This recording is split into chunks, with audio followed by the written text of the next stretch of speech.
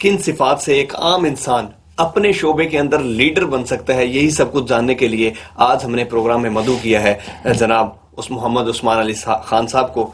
आप चेयरमैन हैं Aquaman career trainer के, आप इंस्पिरेशनल स्पीकर ट्रेनर होने के साथ साथ लाइफ कोच भी हैं। सर बहुत शुक्रिया आपके प्रोग्राम में तशरीफ आवरी का। शुक्रिया सर। आज का हमारा टॉपिक है फ्रीलांसिंग, लेकिन फ्रीलांसिंग की जानिब बढ़ने से पहले मैं उन सिफात के बारे में जानना चाहूंगा जो ऊपर की हैं। ऐसी कौन सी सिफात हैं जिन्हें अपनाकर एक आम आदमी, मामूली सा शख्स अपने अंदर लीडरशिप क्वालिटीज पैदा कर सकते हैं अपने शोबे के अंदर? बहुत शुक्रिया आपका। सबसे पहले याद रखिएगा कि अल्लाह ताला ने दो चीज़ें देकर हमें दुनिया में भेजा है। एक सलाहियतें दी हैं कामयाबी के लिए, लीड करने के लिए, अपने टारगेट्स को अचीव करने के लिए, और दूसरी चीज़ जो अल्लाह ताला ने हमें दी है वो वसाइल दिए हैं। दुनिया के अंदर हर तरह के वसाइल जो हमें कामयाबी के लिए ज़रिए चाहिए, वो नबातात की शक्ल में, हैवानात की शक्ल में, मादनियात की शक्ल में, हर तरह से वो आपके पास मौजूद हैं। ठीक है।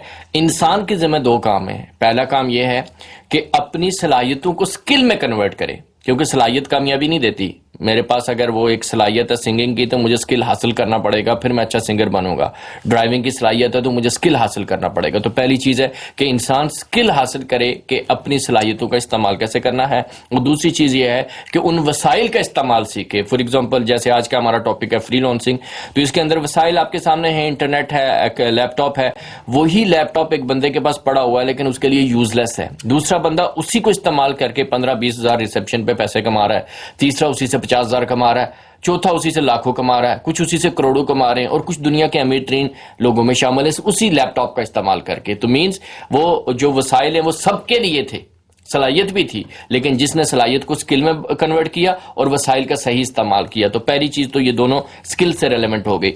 दूसरी चीज जो आती है वो कामयाबी के लिए, वो होती है ऑनेस्टी, ईमानदारी। यानी आप किसी भी शोबे में अगर आप किसी शख्स को तलाश करना चाहें जिससे आप काम करना चाहते हैं, तो आप चाहेंगे कि सबसे पहले तो वो कॉम्पिटेंट हो, मेरा काम बहुत अच्छे तरीके से करे, और दूसरा वो शख्स ईमानदार हो, मेरे साथ कोई गलत मामला ना करे। तो ये दो ऐसी खुसूसियात हैं जिसके लिए सारी दुनिया तलाश में है। आपके तमाम एग्जाम्स, तमाम टेस्ट, तमाम इंटरव्यू इस पे बेस करते हैं। आप कैंडिडेट के अंदर ये दो चीजें देखना चाहते हैं, तो जिसने भी लीड करना है सबसे पहले अपनी सलाहियतों को पहचाने, उनको स्किल में कन्वर्ट करे, और उसके लिए जो जरूरी जो वसाइल हैं उनका इस्तेमाल सीखे, और अपने कैरेक्टर बिल्डिंग के ऊपर, अपने एटीट्यूड के ऊपर काम करके, ऑनेस्टी को डेवलप करके अपनी कामयाबी का सफर कर सकता है। बहुत शुक्रिया सर। बढ़ते हैं आज के टॉपिक की जानिब। अगला सवाल मेरा सर, ये फ्रीलांसिंग ऑनलाइन अर्निंग है क्या, और आज मौजूदा दौर में इसकी क्या अहमियत है? देखें, आज के दौर में सबसे ज्यादा अहमियत इसी की है, क्योंकि मैं कहता हूं कि it's an era of communication and technology. आप जिस दौर के अंदर रह रहे होते हैं उस दौर के मुताबिक जो वसाइल होते हैं उनका इस्तेमाल करके आप अपने कंपटीटर का मुकाबला कर सकते हैं और सर्वाइव कर सकते हैं। एक दौर ऐसा था कि उस पर पूरा फोकस होता था तलवार के ऊपर, ठीक है, कि किस तरह की तलवार बनाई जाए, और जिसके पास अच्छी तलवार थी, मटेरियल अच्छा था, और वो उसको यूज करना आता था, जो अभी दो बातें मैंने की हैं, वो कामयाब था। आज उस दौर के अंदर जितनी अच्छी तलवारें बनती थी उससे 1000 गुना बेहतरीन तलवार आज आप बना के निकल जाएं और जाके कहें कि हमने F-16 का मुकाबला करना है, टैंकों का मुकाबला करना है, क्लैशनकोव का मुकाबला करना है, तो ये पॉसिबल नहीं है। तो हमारा प्रॉब्लम ये है कि हम जिस दौर में हैं उससे पीछे चल रहे होते, उस दौर के जो तकाजे हैं उसको हम मिस कर रहे होते। तो it's an era of communication and technology. इनसे क्या मुराद है? टेक्नोलॉजी से मुराद ये है कि आप ने कोई भी प्रोडक्ट या सर्विस बेचनी है तो उसके लिए लोगों तक कैसे पहुंचना है। पहले ये बड़ा मुश्किल था, आपको वो मीडिया का सहारा लेना पड़ता था, पेड मीडिया का आपको जो है। अब वो सोशल मीडिया के जरिए अब आपके पास ये अपॉर्चुनिटीज हैं कि आप पूरी दुनिया के अंदर क्लाइंट तक एक्सेस हासिल कर सकते हैं। वो पूरी दुनिया के करोड़ों क्लाइंट आपके सोशल मीडिया पे मौजूद हैं, फ्रीलांसिंग वेबसाइट पे मौजूद हैं। तो ये है जी टेक्नोलॉजी का रोल। कम्युनिकेशन का रोल ये है कि आपने उनको कन्विंस कैसे करना है, काइल कैसे करना है आप अपनी प्रोडक्ट के हवाले से। तो that's why it is called it's an era of communication technology. अब फ्रीलांसिंग क्या है जी? फ्रीलांसिंग ये है कि जनरली अगर आप कहें कि फ्रीलांसर कौन होता है, तो फ्रीलांसर वो होता है कि जो बेसिकली कोई पेड नहीं होता, किसी का एम्प्लॉय नहीं होता, बाउंड नहीं होता, वो जस्ट अपना एक डील करता है, कॉन्ट्रैक्ट पकड़ता है, उसको करके वो डिलीवर करता है और उसकी पेमेंट ले लेता है।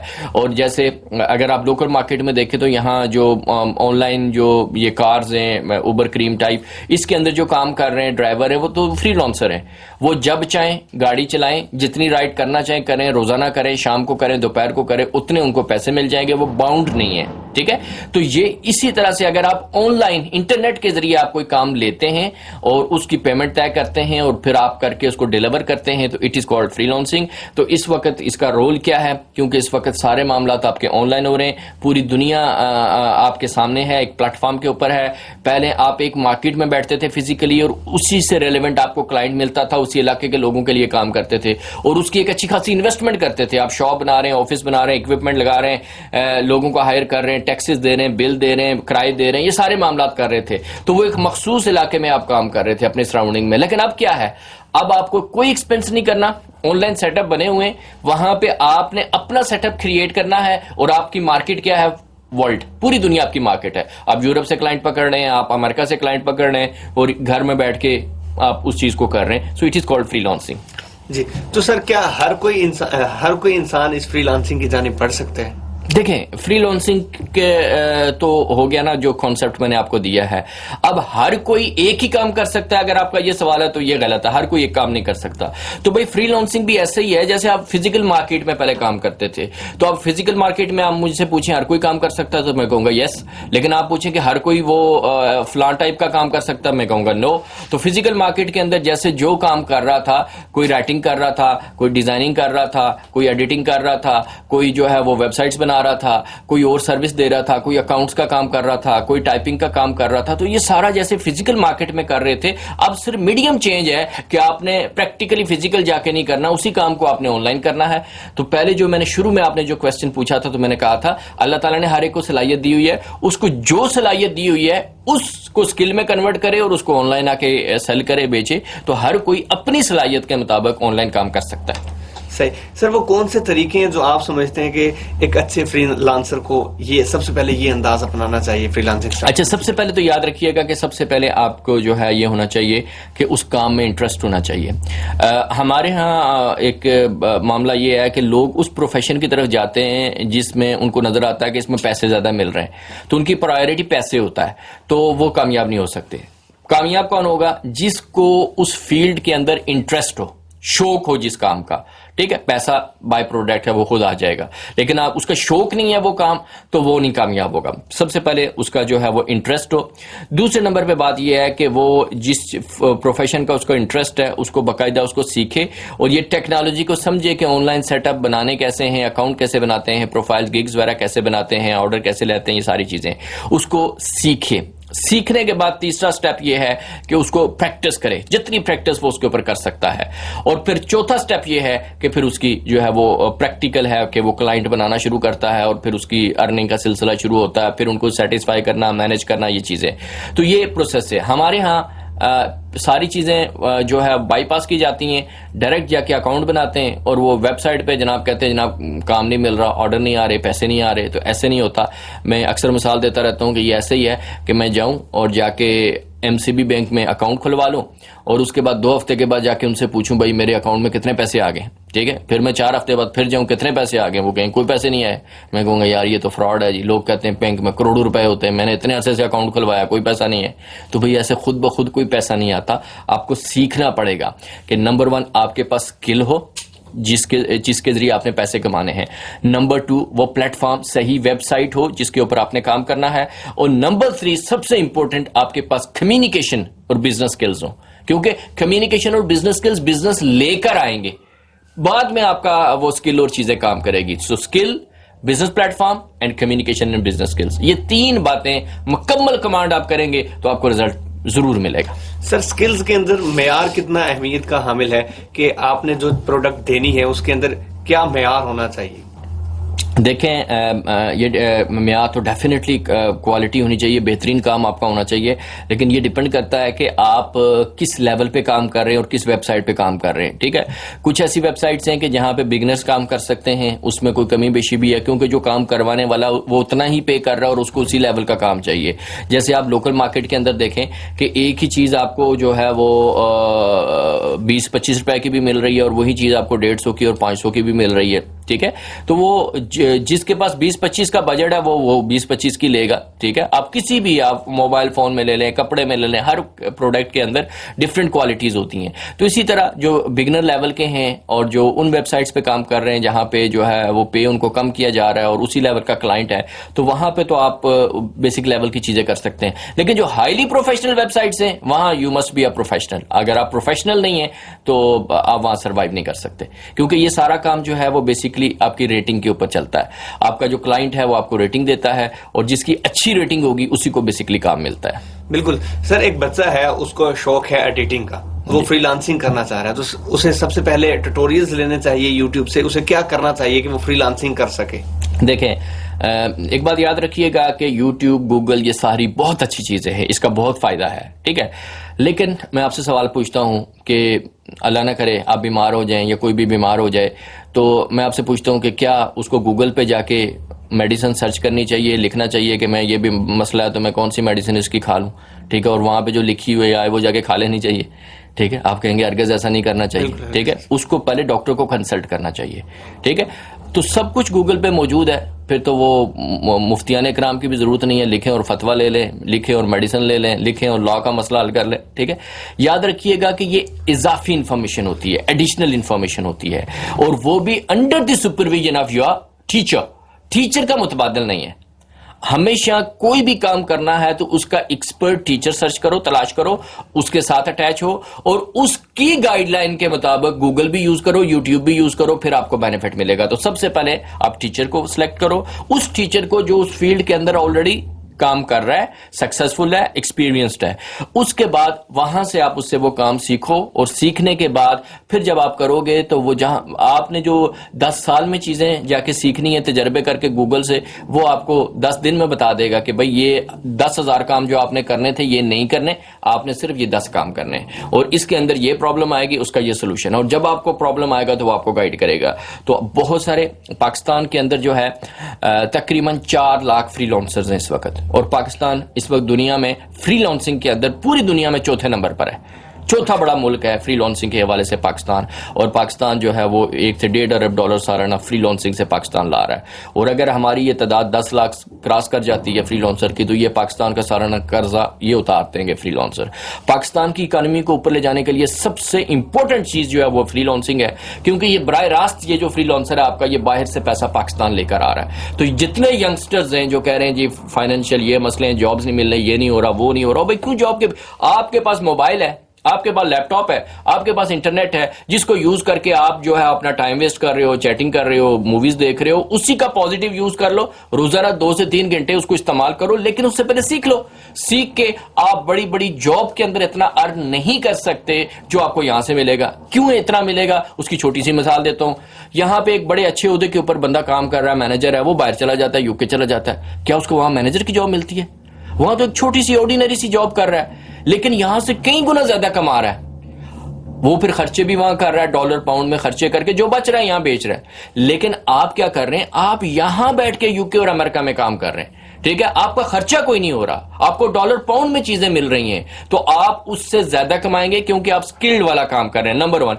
नंबर 2, आपका एक्सपेंस कोई नहीं है, ना आप 10-15 लाख लगा के वहां गए, ना वहां डॉलर पाउंड में खर्च कर रहे हैं, आप अपने घर में, ना आप ट्रेवलिंग कर रहे हैं, ना आपको ड्रेसिंग के ऊपर खर्चा हो रहा है, ना आपको ऑफिस के ऊपर खर्चा हो रहा है, वो सारी सेविंग है आपकी। तो वहां जाके आप इतना अर्न नहीं कर सकते जितना यहां बैठ के आप कर सकते हैं। ये फायदा है आपको फ्रीलांसिंग का।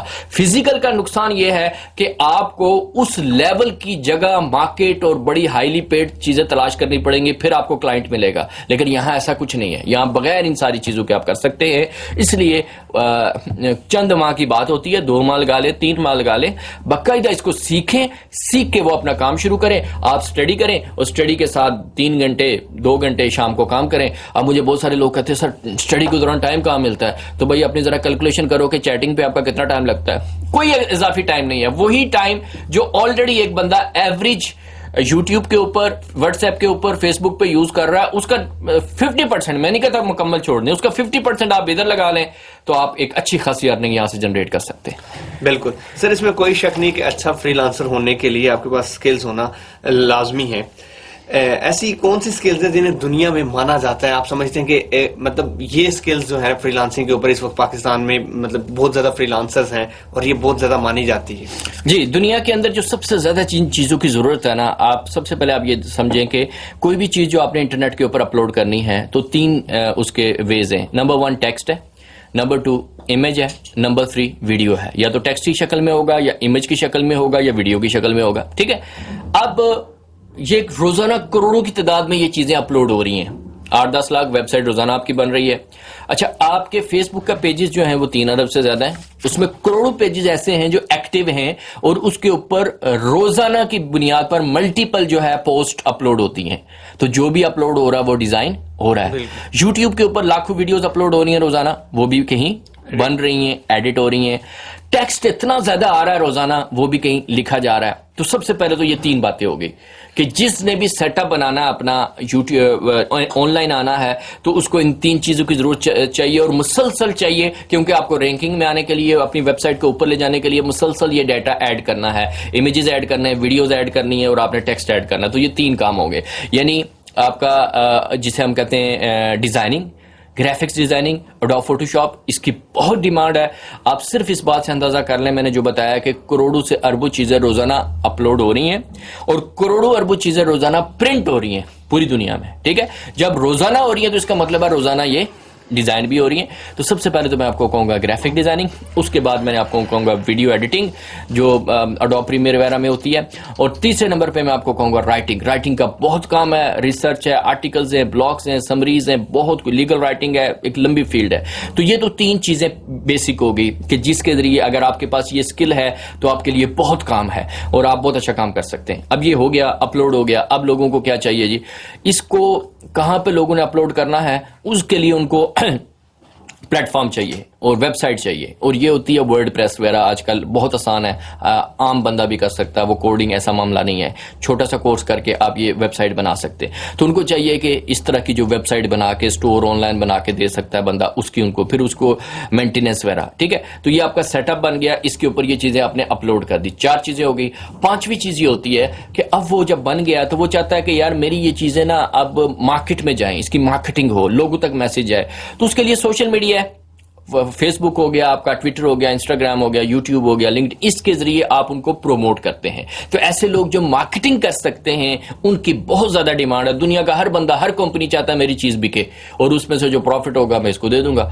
और उसके साथ एसईओ होता है जो रैंक करके आपने चीजों को ऊपर कैसे लाना है। ठीक है, तो ये वो काम है जो हाईली पेड हैं, हाईली डिमांडेड हैं, और इनकी डिमांड जो है वो रोजाना के बेसिस पे बढ़ती जा रही है। और ये मजे की बात ये है कि ये सारी जो मैंने बातें की हैं इसमें कोई आईटी की फील्ड का होना जरूरी नहीं है। एक आम बंदा इन सारी चीजों को सीख सकता है, सीख के इनके ऊपर वो अपना काम शुरू कर सकता है। सर, इनिशिएटिव जब बच्चा लेता है, उसके पास ऑर्डर्स नहीं आते, तो उसे क्या करना चाहिए? मुस्तकिल मजाजी की कितना इसमें अहमियत की हामिल है? जब आप फ्रीलांसिंग स्टार्ट करते हैं और ऑर्डर्स ना आ रहे हो तो बच्चे परेशान हो जाते हैं, तो फिर उसे क्विट कर जाते हैं। अच्छा, 2 चीजें होती हैं इसमें। एक तो मुस्तकिल मजाजी आती है, जो आपने बड़ी अच्छी बात की है, वो बहुत इंपॉर्टेंट है। लेकिन उससे पहले एक स्टेप आता है कि आपकी डायरेक्शन भी तो सही होनी चाहिए ना।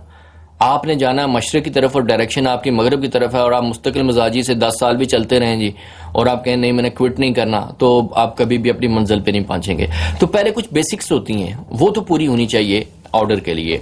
ऑर्डर के लिए अब आप देखिएगा कि जब आप काम शुरू करते हैं तो एक फ्रीलांसिंग वेबसाइट के ऊपर क्या होता है, सबसे पहले आपका अकाउंट बनता है। अकाउंट बनाने के बाद आप अपनी जो भी प्रोफाइल प्रोडक्ट है उसकी प्रोफाइल बनाते हैं, जिसके टेक्निकली हम गिग कहते हैं फाइवर वगैरह पे। ठीक है, अब वो जो प्रोफाइल होती है ना, उस पे डिपेंड करता है नंबर 1 आपका ऑर्डर, और नंबर 2 डिपेंड करता है आपकी कम्युनिकेशन के ऊपर। अब मोस्टली उनकी प्रोफाइल अच्छी नहीं बनी होती, यानी प्रोफाइल एक तो अच्छी इस सेंस में कि उसकी फॉर्मेटिंग, उसमें आपने लिखा क्या वो है, दूसरी सेंस में कि वो उस वेबसाइट के एल्गोरिदम के मुताबिक नहीं होती।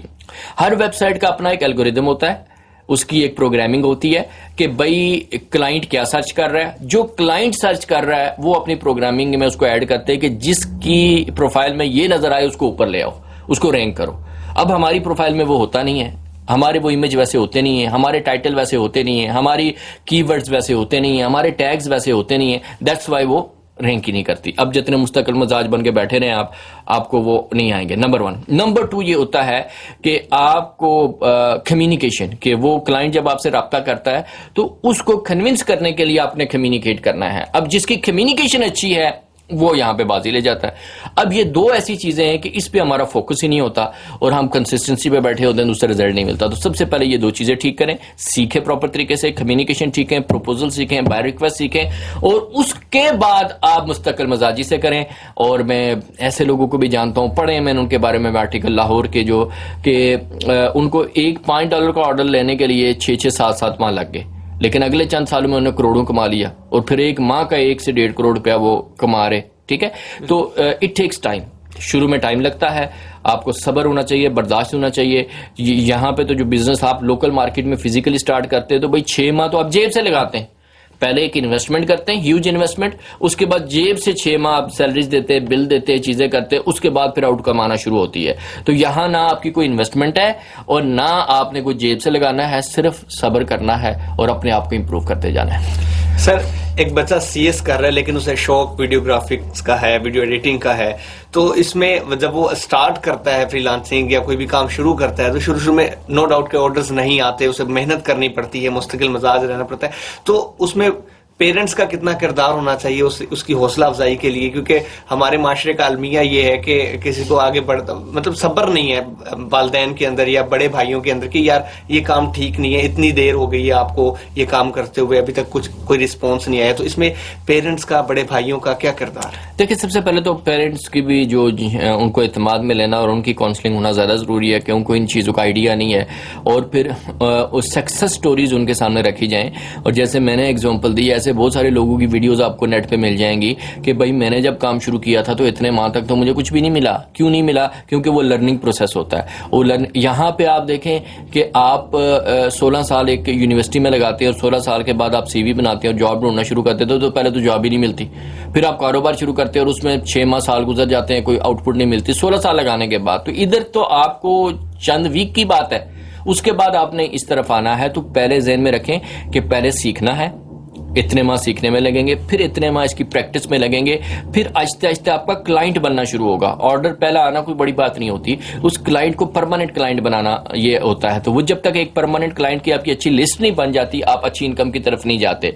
तो इस सिलसिले में डेफिनेटली उनकी काउंसलिंग की, उनको गाइड करने की जरूरत है। और दूसरे नंबर पर यह है कि मैं ये रिकमेंड करता हूँ कि भैया आपको जरूरत नहीं है कि फुल फ्लैज आप सीख लिया है तो अब आप इसी पर डिपेंड करें। आप अपना कोई भी पार्ट टाइम अपना जो काम कर रहे हैं, बिजनेस कर रहे हैं, जॉब कर रहे हैं, वो करें, इसको पार्ट टाइम लेके चलें।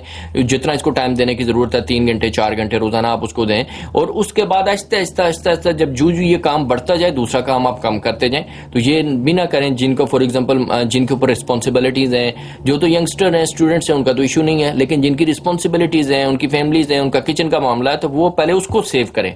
क्योंकि जब वो फ्रस्ट्रेशन का शिकार होते हैं, टेंशन होती हैं, फाइनेंशियल इश्यूज होते हैं, तो वो इधर भी कंसंट्रेट नहीं कर पाते। ये तो क्रिएटिव काम है, तो अपने बेसिक मामला को पहले सिक्योर करें, उसके बाद इसको लेकर चले, और जब यहाँ से अच्छा आपको रिजल्ट मिले फिर आप इस पे स्विच करें। बिल्कुल।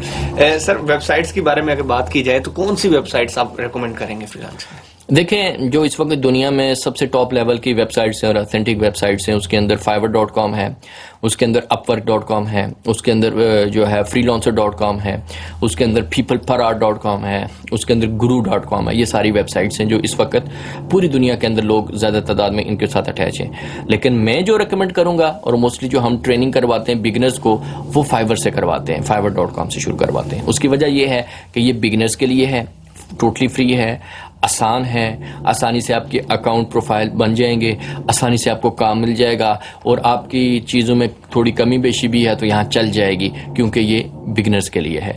तो स्टार्ट यहाँ से लें। लेकिन इस वेबसाइट के ऊपर भी जो अच्छा काम करने वाले हैं, मैं वो पर डे, मैं महीने की बात नहीं कर रहा, पर डे वो 1-1 मिलियन भी अर्न कर रहे हैं। ये ग्राफिक डिजाइनिंग, लोगो शोगो, ऐसी चीज़ें बना के जो अच्छा काम कर, जिनको नहीं आता वो तो अकाउंट बना के बैठे हैं, वो तो 1 रुपया भी नहीं कमा रहे इसके ऊपर, लेकिन मिलियंस तक लोग इसमें अर्न कर रहे हैं जिनको अच्छा काम आता। क्यों?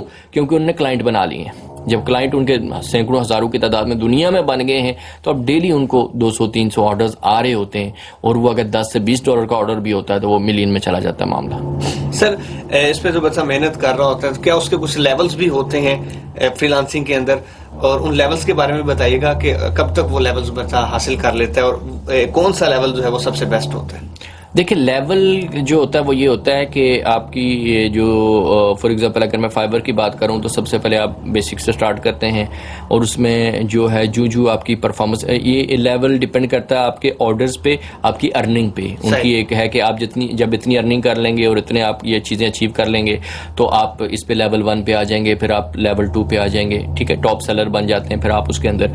तो ये लेवल, इसमें फिर आपको फैसिलिटीज़ मिल जाती हैं। फॉर एग्जांपल आप जब स्टार्ट करते हैं तो आप एक अकाउंट के ऊपर 7 गिग्स यानी 7 काम कर सकते हैं, फिर आप 10 कर सकते हैं, फिर आप 20 कर सकते हैं, फिर आप 30 कर सकते हैं, फिर उनको और फैसिलिटीज़ इस तरह दे दी जाती हैं। तो दूसरा, उनके नाम के साथ जब ये लग जाता है टॉप सेलर, ठीक है, लेवल 2, तो वो वैसे ही क्लाइंट जो है उनसे सेटिस्फाई हो जाता है कि यार ये इतने प्रोफेशनल इस लेवल के लोग हैं, और उनके पास जो है वो वैसे बाय रिक्वेस्ट जिन्हें कहते हैं, यानी जो क्लाइंट अप्रोच कर रहा होता है वो बहुत ज़्यादा बढ़ जाती हैं। तो ये आपकी अर्निंग के ऊपर, आपके ऑर्डर्स के ऊपर डिपेंड करता है। सर एक बात यहाँ पर मैं क्लियर करना चाहूंगा, क्या वो बच्चा बाउंड तो नहीं हो जाता फ्रीलांसिंग का, कि अगर उसकी कोई मतलब रिश्तेदारों में शादी आ गई, उसे शादी पर जाना है, तो वो अपने अकाउंट को क्लोज कर सकता है किसी वक्त के लिए?